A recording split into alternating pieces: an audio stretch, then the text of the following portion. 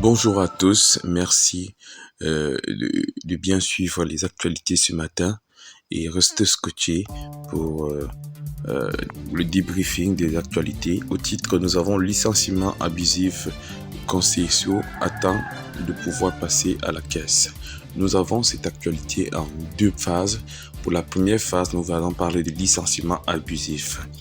Dans le journal, il est dit, dans le conflit qui s'oppose avec Sao, la FECAFOOT joue la montre en appelant la FIFA au secours. Selon des informations CAMFOOT, l'organisation dirigée par Samuel Eto'o a porté l'affaire devant le tribunal arbitraire du sport TAS dans l'espoir de damer le pion au technicien portugais limogé avant le terme de son contrat. Antonio Conceição se savait en danger après l'élection de Samuel Eto'o à la présidence de la Fédération camerounaise de football. Alors, on dit bien que ce coach a été bien élu avec le consensus, avec l'aide d'Eto'o, mais par contre ici, il se savait en danger quand il a su que Eto'o a été élu. Continuons.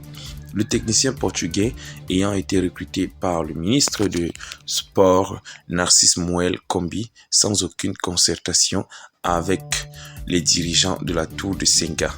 Pitoni Conceição prenait ainsi la place du duo Seedorf. Seedorf et Kluivert, que des sources disent avoir été recrutés au Cameroun avec l'ancien de l'actuel patron du Cameroun. Donc, ce qui a été prévu bien avant, c'était Seedorf et Kluivert, ce couple, pour venir être comme sélectionneur au Cameroun, mais les choses ont changé à la dernière minute. On prend le Portugais Antonio Conceição. Pour la deuxième partie ici, la première partie parle en gros de comment il a été recruté, n'est-ce pas? Quelles étaient ses réactions après les résultats de victoire de Eto'o à la tête de la Fédération camerounaise de football. Pour la deuxième affaire, nous avons affaire la rocambolesque demande de la FECAFOOT à la FIFA et comment l'affaire est en train d'évoluer au niveau de la FIFA. Antonio Conceição avait saisi la FIFA pour rupture abusive de contrat. En juillet dernier, l'ancien sélectionneur de l'équipe nationale du Cameroun a eu gain de cause.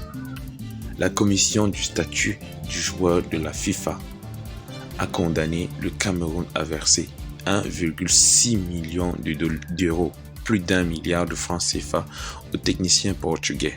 La Fédération camerounaise de football avait deux options.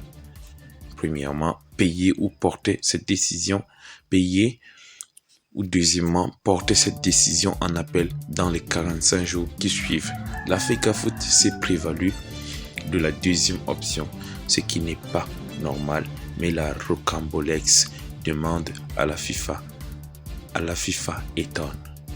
Merci messieurs, nous vous prions de bien partager les informations et rester scotchés pour des prochaines informations et à très bientôt.